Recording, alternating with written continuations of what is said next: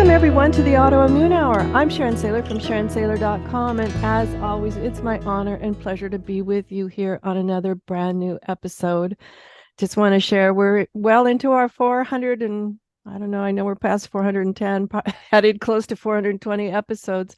So thank you, community, as we continue to go along this path together and grow the community. It's so special to me that I'm part of this adventure of healing that we're on together. And I want to thank FeedSpot. I just saw the other day that they've named us the #2 autoimmune show you should be listening to in 2023. So thank you so much, FeedSpot, for calling us out like that, honoring us like that. It's really wonderful. And I got my cup of tea here. Let me take a quick sip here, wet my whistle. Yep, that's good. I have green tea today. It's really good. It was a specialty my friend from the UK sent me. Got a tad bit of mint in it. It's very good. I immediately emailed her back and asked, send more, send more. So anyway, I hope you guys are curled up with a cup of tea because I have a wonderful guest. Don't you just love it when people introduce you to people and you're like, wow, you're so cool.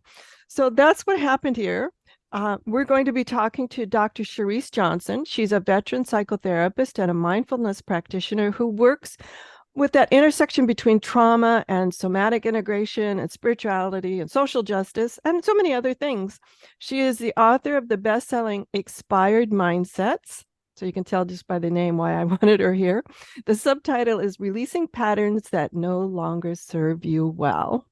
I'll go into her bio in more detail as we get to know her, but I want to bring her on so we have plenty of time together. Welcome, Dr. Charryse, to the show. Thank you. I'm excited to be here. Oh, this is so fantastic. Now, Expired Mindsets, when I saw the title, my mind went multiple ways. Can you give us your description of what you mean by expired mindsets? Yes, the most ideal, I guess, description in my mind is recognizing that there are seasons of life where certain beliefs and or habits, because the two are tied together, were helpful to you. They were a part of getting you through a certain part of life and survival. However, you then get into another season of life and realize that this is no longer working well, but I don't know what else to do. And so I keep trying to do the same thing and it's ineffective. So the concept of expiring a mindset is recognizing this was once helpful, but it's now holding me back. So, like we Mm. do with expired food, it's time to get rid of it and bring in something fresh. So you're telling me that my toddler-esque 2-year-old temper tantrum really isn't serving me as a grown adult. I doubt it. I mean, you can tell me more, but that doesn't usually work as well. Yes, I found that out a long time ago. It's interesting. Yeah, there are still some people who are working to figure that out. Yes, unfortunately. I hope, over time, I hope people begin to get the clue that certain mindsets no longer work. And as I started my healing journey from my autoimmune diagnosis, I found I had a lot of hidden thoughts about what health and well-being were and who was responsible for it. When I first got ill, I was like, well, where's my 2 aspirin and I'll be better in the morning. Yeah. And I think the challenge with autoimmune challenges, and I have two autoimmune disorders myself, which you may not have known, is when you are going through, or I'll speak from my own experience, when I'm even going through flares or situations where you feel like I'm doing all of the right things and this isn't getting better, that's some of the most difficult time. I feel like our thoughts can be like quicksand during those moments. And those are the times that we really have to consider how am I treating myself and knowing that it doesn't always work out the way we'd like. Absolutely. Now, you've intrigued me, Dr. Charisse. Can I ask Yeah, about your diagnosis? you can. So one of them, there's several. I have first a genetic disorder called MTHFR. Not sure if you've ever heard of that. It is focused on the way you methylate food. So my body has a difficult time literally changing food into energy, which has also caused pernicious anemia, Hashimoto's, and then I also have celiac. So it's a constant combination of different dynamics that I've known about since my early 30s. I started having symptoms when I was 10, but that was during a season of time where autoimmune disorders weren't really acknowledged. There wasn't as much information about them. People would just try to treat the symptoms. And I was 31 before I finally got some real answers. And what's fascinating about your story is a couple of things is how often I hear people say, and myself included, in hindsight, I realize now my first autoimmune flare was when I was 16. Yeah. And I was decades past that when I was finally diagnosed. And Mm, that's a very common thing. I am hopeful now that we're gaining enough information about the immune system that this will become just a topic that everybody is welcome to talk about. Because oftentimes, when I was first diagnosed, even it wasn't that long ago, but even then, somehow, an expired mindset, I felt like I'd failed somehow. mm.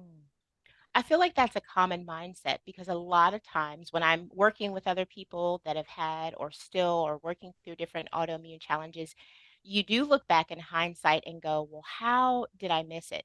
And one common habit is we will often find out new information and then hold ourselves responsible for the new information, as if to say, at 16, why didn't I know what I might know now at 30 or at 35 or however old you are? So that's where forgiveness and recognizing you only know what you know.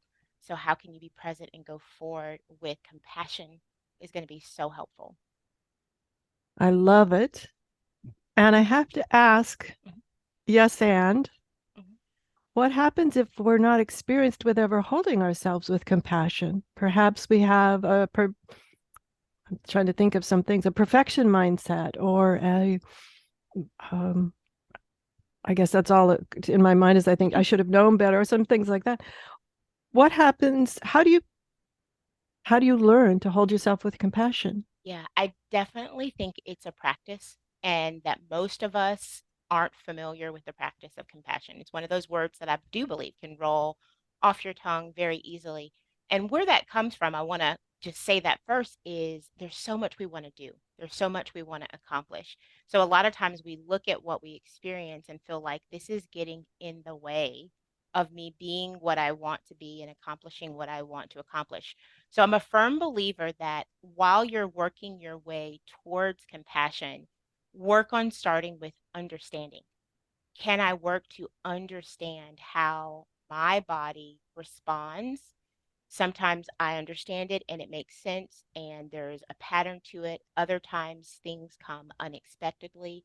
And for a lot of individuals who struggle with autoimmune disorders, one, if a person has an autoimmune disorder, they're twice as likely or 50% more likely to have a second one. So that can create a special combination. So that understanding piece of this is impacting me and other people can't see it may be a place that a lot of people stay for a while. And then you work your way towards, can I extend myself compassion because my body will heal better if I am as neutral as I can possibly work to become. I like that, as neutral as I can possibly become. I know that some of your expertise is around mindfulness. Can mindfulness help us get to that place of neutrality? I believe it can. A big premise of mindfulness is to work on the practice of non judgment, which goes along with the perfectionism or the self criticism. Why can't I do this? I should be better. Other people who have similar issues may be able to do other things. But what I love about the aspect of non judgment and mindfulness, it means that I can go in and look and observe and go, what are my symptoms trying to tell me? So instead of viewing them as the villain, they are actually trying to save me in some way. They feel like my body is being attacked by some situation. So those symptoms, if we can not judge them, then we can move to curiosity. Can I be curious about why is this happening now? What's changed? What have I incorporated? What was I doing that was helpful to me that I stopped doing? So that we can then move forward with awareness. But judgment typically shuts us down, makes us feel awful, and it intensifies what we feel because we're trying to pressure ourselves to get going too fast. Wow. couple of questions come to mind, and I'm not sure which to ask first. So, one of the things I wanted to ask about, though, is you had mentioned get to know the feelings in our body of where we're at. And that's part of your somatic practice, I'm Mhm. guessing. Correct. Can you describe what that word means for people so they understand when we say this somatic integration, they know what we're talking about? Of course. So soma essentially means body, and we have a somatic nervous system, which essentially anything that happens to us, whether it's something that we see, something that we experience energetically with another person, or even our thoughts about an experience or thoughts or ourselves, create different sensations in our body. We have a central nervous system that part of that somatic nervous system tracks all the way through our entire body. We often don't realize that our thoughts are very connected with this physical feeling that we have. For example, when we feel physically well, our thoughts tend to be happier and more joyful. But when we are feeling things physically that we do not enjoy or we feel like are in the way, then our thoughts may turn more negative. So being able to ask ourselves and step back out of that judgment, what is my body trying to tell me? What am I sensing? Can I kind of scan down from the top of my head and notice where things feel tense or tight or calm or smooth, to know that both exist, but that is a very helpful way of increasing awareness and acknowledging understanding. Hmm. I want to dig a little bit deeper on that. So bear with me as we run down this rabbit hole. Of course, of course. What is fascinating to me is my first entrance into this concept was years ago. I was going through a tough time in my life, and I have a dear longtime friend who's been my massage healer for a number of years, so she knows all the different joints and muscles pretty well. And I remember her saying I was having terrible trouble with my shoulder, like the in my back and my shoulder and everything. She's working on it. And just out of the blue and sort of in my mind out of context, she goes, well, if you just take that knife out of your back, you'd be fine. And what she was trying to tell me is for whatever reason, I'd chosen to hold that particular difficult time and some of my grievances I hadn't worked through yet in my shoulder. And it was fascinating. Mhm. Once somebody stated the obvious, I mean, no, guys, there was no literal knife in my Knife in your back. back. It was metaphorical. um, but once somebody stated it, I could then think about it and meditate on it and take time to, okay, why is that there? And how do I give myself space and grace to remove it properly? Yeah. What a wonderful massage therapist, to Yes, she help is.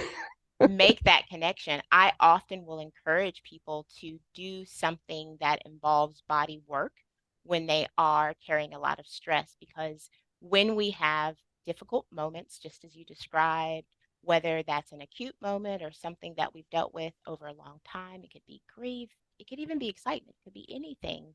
We all tend to have different parts of our body that we notice when we're overwhelmed. That's where it kind of gets locked up and stored. Mine is my hip. My family has it down. They always know when I am going too fast, not getting enough rest, doing too much, as they say, I will literally start to limp.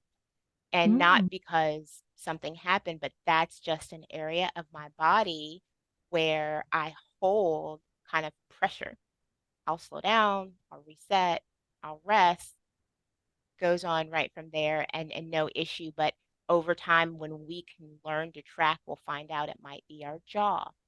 When people sometimes grind their teeth, a lot of people carry things in their shoulder and their neck or on their chest where people feel like they have a heaviness. And being able to connect that to what's happening emotionally is a wealth of information. mm. It always amazes me that, and I love Dr. Bessel van de Kolk's work, The Body Keeps the Score, and Dr. Stephen Porges's work around it too, because it always amazes me. A quick little story. I remember a longtime friend that I hadn't seen for probably 2 decades, and we agreed to meet. I was going to be down in their neck of the woods, and we agreed to meet for dinner. And as they walked in, my first thought was, I remember them taller. Mm. And I'm thinking to myself, what's going on here?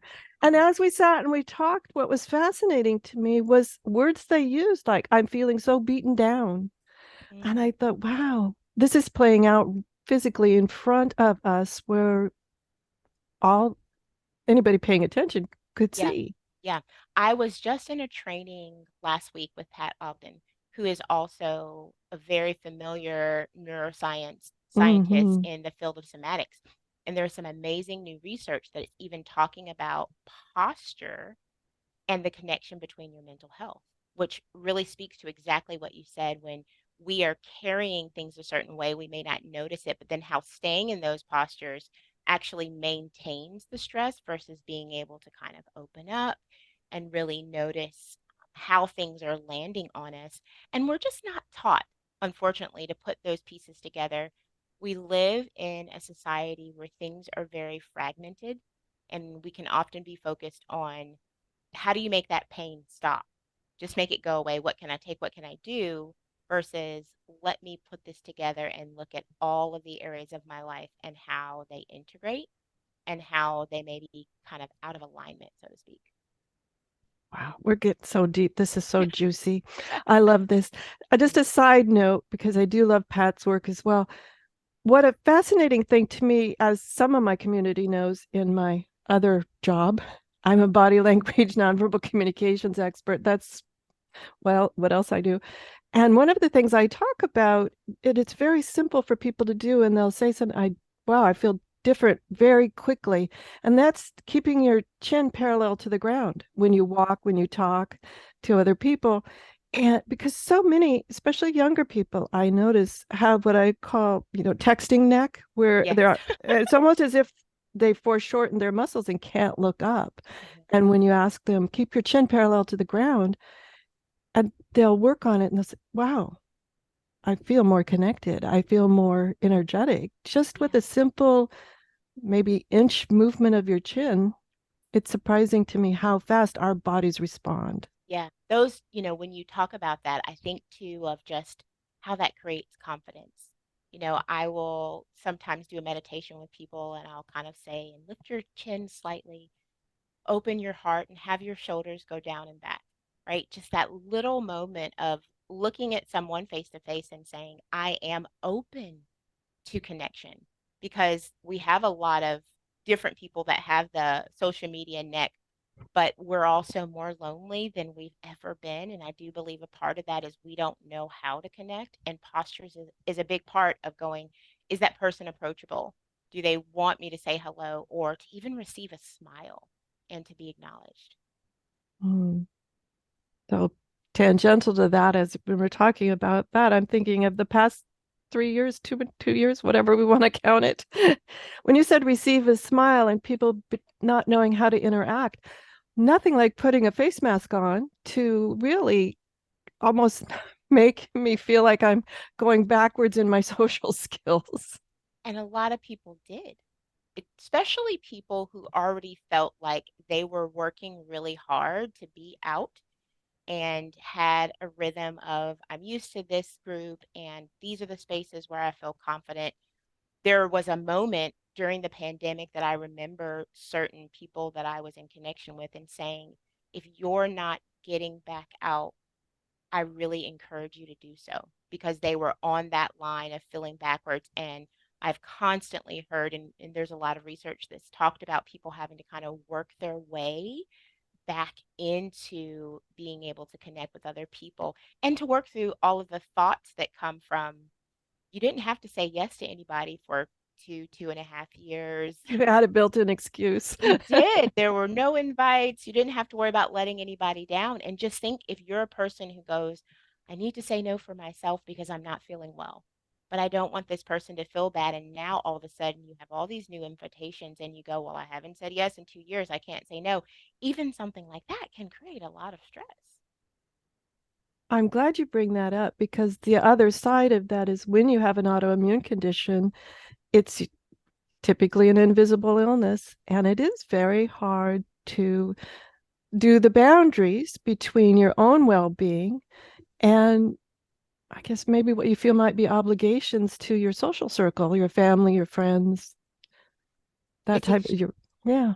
Yeah, no, I was going to say it's extremely challenging and probably even in various professions, right? Because you don't always want to feel like you're making an excuse. And when things are invisible, as you say, if someone doesn't have an autoimmune disorder, it's very hard, I feel, to describe what you may be experiencing and how those symptoms can kind of jump from one thing to the next and come on very quickly. Where one moment you may genuinely feel pretty good, and then there's a shift and you know what you need. And so it's like a tug of war sometimes between what you know you need and wanting to stay present. And that's where I think some of the perfectionism, some of the being hard on yourself can come in because you just want to make it and not have to pull back in order to take care of yourself.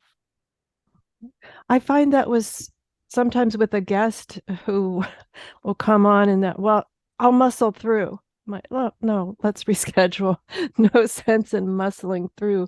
But so oftentimes that's a common phrase that I hear from people with an invisible illness where they're it's like, somehow they think fake it till they'll make it will help them stay well or release them from their flare. Typically, it doesn't, and it may make whatever they're experiencing worse. The more we try to ignore what we're experiencing, the body will continue to escalate it to go, hey, we are trying to get your attention. So I look at it in the sense of we can either be reactive or we can be proactive. It is often a lot easier if we are initially feeling what's happening to make some adjustments and work through it than it is to wait until things are very intensified. And then there's a lot more emotion and a lot more areas that you can't work through or work through as easy when you wait. So pushing through is overrated. It can be. Absolutely overrated. I would much rather have someone have to understand I can't tonight. It has nothing to do with you. It's just I can't tonight. How about 2 days from now or something? We check in and see how I'm doing. Then knowing that if I try to muscle through, for me, it varies with everyone, but for me, it could put me in bed the next day. Very true. And I feel like when you do take the time and have the courage to say, not now, not today, you're going to find out a lot about the mindset of the people around you. And I believe some people don't feel comfortable having that boundary because they receive pressure. Well, why can't you just come for a little while? Well, can you take something? And then that adds to the anxiety that a lot of people feel. So you really find out who are the people in your life that are understanding, even if they don't know all of the specifics. And to me, surrounding yourself with that kind of support is a big part of health as well and well being. Quick question on that. I remember from years ago that I had a series of conversations. These people were well-meaning. I know they care about me, but it would be as simple as attending a party and like you, I can't have gluten. And it was like, oh, just one bite of the birthday cake. We're here to celebrate so and so's birthday. Just one bite. Yeah, no, that's not going to work. That's challenging. It is so very difficult. And I think some of it with gluten, maybe, I'm going to be really nice and err on the side of what I hope is that people see so many people eliminate gluten from a diet mentality or because it's something optional. And it has become such a fad for some people that they don't really recognize. No, there are a legitimate number of individuals that shorten their life and have severe symptoms and inflammation that then triggers other issues and dynamics if they ingest, the enzymes in gluten. And that's where we have to learn to just be our own advocate and with each individual or group of people holding your boundary because if you give them an inch once, then they'll continue to think, oh, but you did it that last time. Why can't you do it this time? Very true. And one thing we have to do right now, this time, is take a quick commercial break. I'm up against the clock. I'm having such a great time here with Dr. Charryse that actually I went past the clock. So we'll be right back. Welcome back, everyone, to the Autoimmune Hour. I'm Sharon Saylor from SharonSaylor.com, and you can find all of the previous episodes over at understandingautoimmune.com. And tonight we're here with Dr. Charryse Johnson, and she is the author of the wonderful book called Expired Mindsets. The subtitle's Releasing Patterns That No Longer Serve You Well.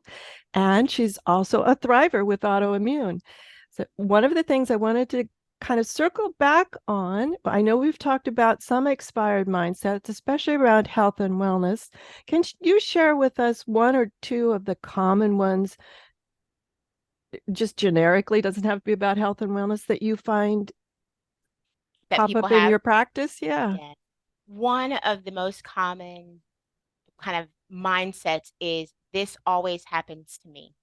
Oh, I love that one. Yes, this always happens to me. And I love being funny with people when they do that. I'm like always and only you. And they're like, yes, it feels like it from the sense of if you have something that happens multiple times. One of the other ones that is fairly common and breaks my heart, but of course I also understand it is I feel like a failure, so why try? Mhm. Those are Yeah. two that are highly prevalent when it comes to not knowing how to navigate when something doesn't turn out the way that a person may like, or feeling like a failure can come from a recipe of different dynamics. But even if that one is not voiced, it can sometimes be seen in a way that a person moves through a situation or doesn't move through a situation. I've failed before, why try? I don't trust that anything will happen differently, or I don't trust that I can be consistent in this habit. And I do hear that sometimes too with people who are working to make big changes after finding out, oh, now you have an autoimmune disorder. And then they get consult on here's some lifestyle or dietary changes that would support you. Those two things can go, those two mindsets can pop up there as well. Oh, very, very often.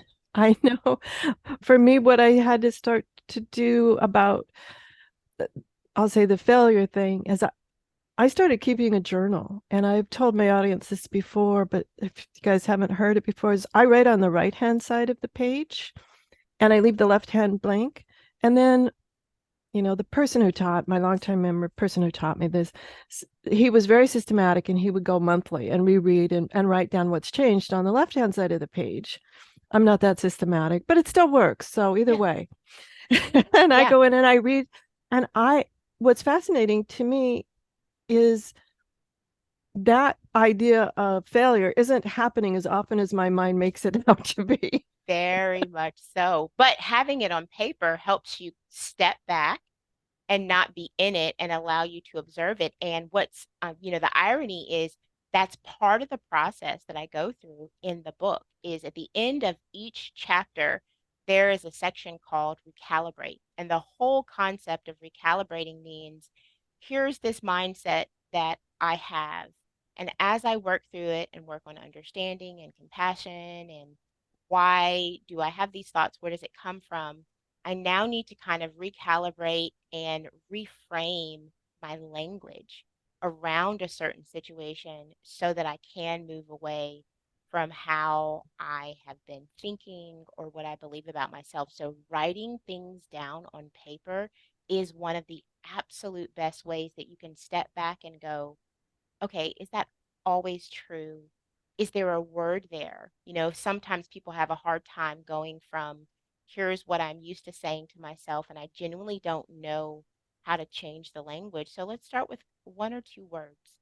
What are one or two words that you feel comfortable exchanging so that it still sounds like something that you would say, but also feels like you're moving towards the story that you want to be walking out versus the one that you feel like you're stuck in?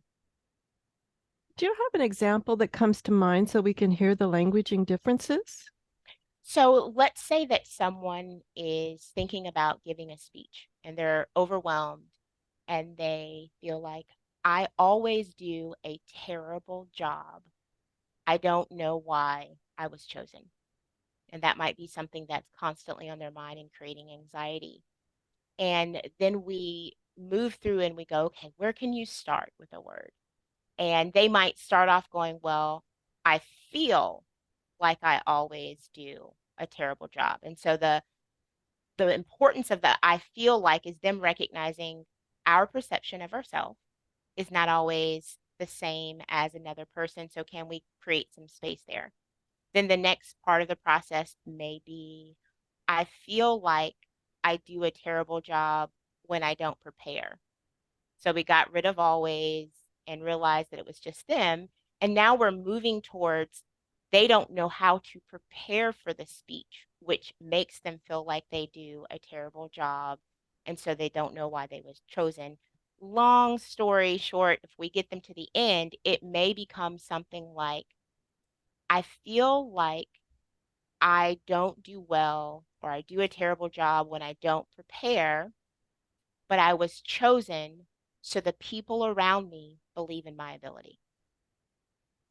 And that's a very different concept than I'm a failure.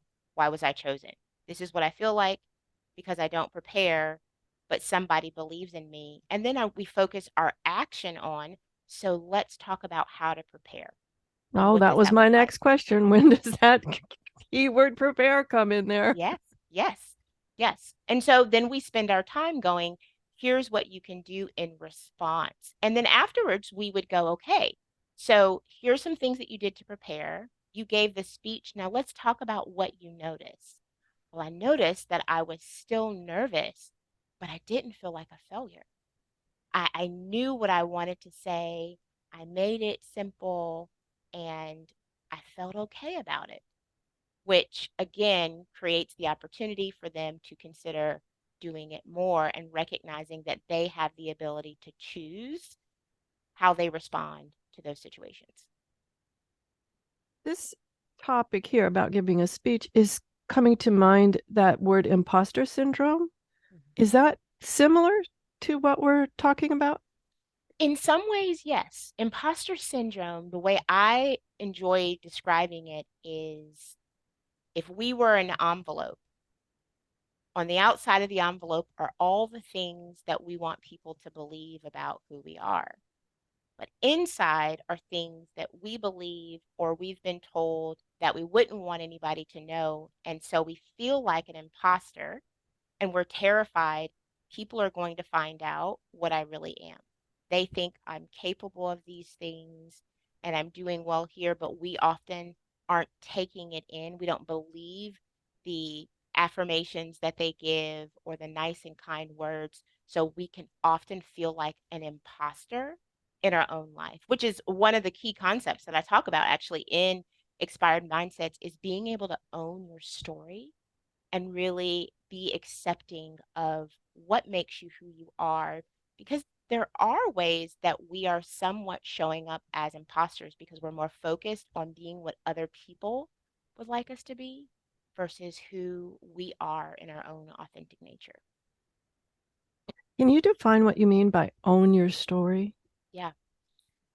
We typically, as humans, are very comfortable accepting and acknowledging the things about ourselves that we either find neutral or that we like. But there can be a lot of different things in our life that have happened that we want to dismiss, that we want to forget, or we might overcompensate. Sometimes when people are achievers, yes, they love achieving, but really what they're attempting to do is to leave the world believing that I am nothing like the story that I came from. I don't want people to know that these are the situations that I grew up with, or these are the experiences that I've had in the past. So I create a persona that makes me look like I'm more confident. But then we can be masking significant anxiety. Even when it comes to autoimmune challenges, and even as simple as we were talking about with celiac, I kind of went through this a little bit with my daughter, who also has celiac. And she mentioned, Mom, I don't want people to know I have a disease. I don't want to own it. So she would go to an event eat something as a middle school child that she knew there was consequence to, but to her, she wasn't ready to own, I need something different, and I'm going to have to communicate that need and prepare for that need. So by distancing herself from that part of her story, it made her sick. It made her very emotional. It made her not want to do things with other people and feel like herself, all because here was this big thing that as a middle school child feels so different than all of your friends. You just want to go and eat the pizza. You just want to go and eat all the other things and not answer all the questions. But then by the time she eventually got to college and worked through that, she experienced this is so much better being able to own this is not my identity, but it's a part of who I am. And I have to let people know that so that we can spend time together in a way that all of us can leave and feel well. I know that was a really long explanation, but No, it's beautiful. One of the things that it brought to mind is uh, as I was learning public speaking skills, I was told, share a mess to success story. That I love that because I always thought about, okay, what mess success to success story can I share?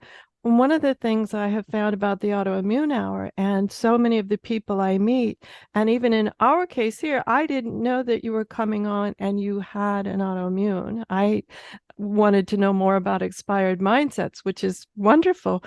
But it's like, oh, it these mess to success stories, people can connect on them. mhm, Oh, there's another piece of us that has something of interest together. yeah, I was interested in your expertise in expired mindsets and how we can break through these self-imposed places that we put ourselves in. And yet here we are connecting on a different level. And that's what I love about owning your story yeah, and being able to share that mess to success part of your life. Because then I know here on the Autoimmune Hour, we get many notes and things on social media about, wow, I feel like I'm not alone anymore. yeah, yeah. And, the autoimmune dynamic as a writer, as a speaker, even as a therapist, is something I have had to own in ways that isn't always comfortable. I tell all of my clients before we are in a therapeutic relationship, I have some significant health needs. I will always do everything that I can to be here for you and be present. And yet, there are going to be days that I wake up and I know I can't sit in front of you without you wanting to take care of me because I won't feel well or I won't look well and I won't be able to fake that. And so on those days, I may need to reach out and reschedule. And I'll ask if that is going to impact you in a way that you feel like is harmful.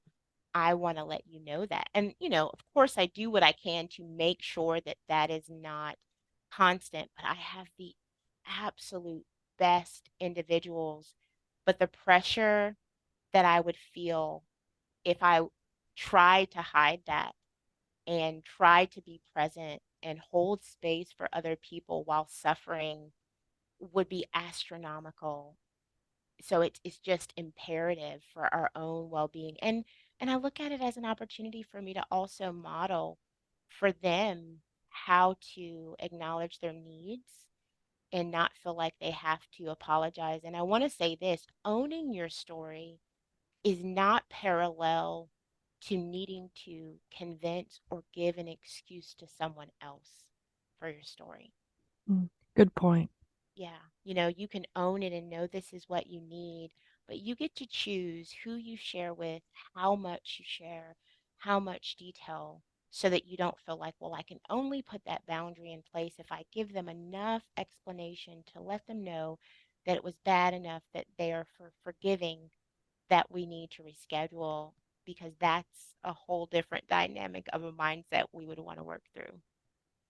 Another expired mindset came to mind as you were sharing that story is on occasion, I've run into people who take their story and make it their drama, Oh, yes. Mm, yes. expecting the world to revolve around everything is it's a different type of mindset that all Mhm. of a sudden this diagnosis becomes their drama. It becomes their way to pull people in. And I see that a lot. I often work, one of my specialties is with men, women, however people identify that deal with along the eating spectrum, so eating disorders. And this is not the case, of course, for every eating disorder, but there have definitely been times that I've been in communication with people that have said, but when I am not well, my needs are met. So they feel like the people around them are more attentive or treat them the way that they like. And it's a very sad dynamic to be in a space where that's the only way that they feel like they get their needs met or they want to get their needs met, because there can be that side of it too. And it's a very, very sad situation. But I believe that's also then why other people may feel like that's exactly why I don't want to share, is because I don't want people to feel like that. I don't want them to see it as I'm using it as an excuse not to do something. And it's important to really separate all of those different mindsets and not put yourself in that category if it's not true. Absolutely. One of the things that I concentrate on every so often, and not just around my well-being and my wellness journey, life in general, if I find myself feeling resistant to something or maybe being feeling like want to be over dramatic about something, whatever it is, I like to stop and ask in my meditations, is there a secondary gain behind all of this that I'm not paying attention to? Good I, question. I have a friend, I love this, that she recognized it about herself. It took a while, but she recognized this about herself that every time it came to the house needed like deep cleaning and she just despised vacuuming, Yeah. her back would flare up. And I love and I honor the fact that she was able to acknowledge that out loud. She Yeah. found out that was a secondary gain Yeah. in that. But they were able to discuss it around in the family and come up with, okay, you do this and we'll do the vacuuming. Yeah. But I'm also now super curious. You may or may not know the answer. I'm wondering, is there a story around deep cleaning and what that represented growing up? Like some kind of memory towards that, which created a somatic resistance of, I'd rather do anything other than the deep cleaning. There probably is. I wish I knew. Next Yeah. time I see her, I'll Yeah. ask her. I'm curious because that's part of what, expiring a mindset requires digging through, well, when did this start? Have I always, not wanted to deep clean? But there's so many good questions, like you said, that we can ask ourselves to go, is there something else happening if I'm having this strong response? Or I am going, hey, I could use this as an excuse not to go. What am I really avoiding? Great, great thoughts. Well, now it has me curious. I mean, because it wasn't really about the deep cleaning, it was about the vacuuming. Okay. She's like, Yeah. no problem dusting or washing windows. It was about vacuuming, which leads me to believe that if it's that specific, there probably is some Yeah. story behind it. Yeah. So now you're going to have to ask her, report back, tell me which episode so I can listen. Because, well, and it makes me think of, there are certain children who are terrified of the vacuum. And then you have the family that either goes, we recognize that and we are willing to accommodate that, or sometimes parents can go, you're fine, get over it, not recognizing how it may dysregulate you. But it does make me very curious, because anything that is that specific that we are working that hard to avoid, conscious or subconscious, there's a story.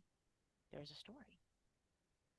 Now, on the subconscious part, what I find interesting and I like to do is listen to what friends say about a situation or me, Hmm. because oftentimes I can't see it, but they're outside looking in and they'll say, oh, Sharon, you always do that. I do. Yeah. Or something like that happens. Listening to those offhand types of comments has been very helpful in me understanding those habits and procedures I developed from childhood that I don't really know I do. I know I have a nervous laugh, and I know that it's not helpful at this age, yet it still bubbles up every so often. Yeah. And part of maybe owning your story is going, but it's a nervous laugh. And it's here and it's mine. And if it hasn't gone by now, the people who love me will be okay with it. And that's that place of acceptance. But yes, there are a lot of things that we do that we don't recognize. And friends, children are really great for going, why do you always? And you go, I don't. And they're like, no, yes, yes, you do. It is definitely an interesting experiment for sure. Definitely. Out Listen, of the mouth of babes, sometimes they ask the most pointed questions in it. you're like, how did you notice that? Go play. We're down to just the last 5 minutes, Dr. Charryse. I would love to have you share some final thoughts that we haven't had a chance to explore yet, and then tell everyone where we can find your awesome book, Expired Mindsets. Yes, this has been so great. I don't want it to end. Let me say that. I'm so thankful to be a thriver and part of the community for a moment. The Oh, biggest, absolutely. Not even for a moment. You're in the yes, gang I'm now. in the gang. Woo! Yeah. I think just the final thought that I would love to leave everybody with is I love saying to accept your glorious imperfections and recognizing that we all carry them. Perfection is not real. It's not something that we can ascribe to, but just learn to see your imperfections kind of as part of your tapestry, as part of who you are and what makes you unique, and really thinking about what does it mean to befriend the parts of me that are hard and challenging versus resisting them.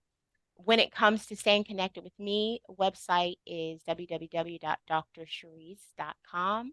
And you can find Expired Mindsets if you're interested on Amazon and also on Audible, which I narrated myself with the help of my wonderful husband, so that I could also be telling parts of my story in my voice. And I'm also on Instagram at dr.charisse_J. Well, woohoo to the Audible thing. I did not know that. Yeah. Now, Dr. Charryse, can you spell your name? Because it is a little bit different than what we might think. It is. So C as in cat, H as in hamburger, A as in apple, Y as in yellow, S as in Sam, E as in egg. Charisse. Fantastic. Thank you. We'll also have that over at understandingautoimmune.com, where you go to listen to this podcast again or share it with family and friends. You'll see her spelling of her name as well. Thank you so much. This has just been so enlightening and helpful. And I find that people rarely connect what's going on in their body, symptoms, diagnoses, etc., to possibly how are you thinking about it? I think that's a critical thing that we need to explore as we continue along our healing journey, is just not healing the owies and the bumps and the bruises, but what are those ones floating around in my head that are the owies, the bumps, and the bruises that I'm choosing to ignore? Yes, very much so. Everyone, have a great week, whatever your adventures. Be sure and join me next week for another brand new episode. Enjoy. The information provided on the Autoimmune Hour, Understanding Autoimmune, and Life Interrupted Radio, including the websites understandingautoimmune.com and lifeinterruptedradio.com, plus social media, is for educational purposes only. What you read, hear, and see on the Autoimmune Hour, Understanding Autoimmune, and Life Interrupted Radio, and its websites, and other media outlets is based on experience only. The information should never be used for any legal, diagnostic, or treatment purposes.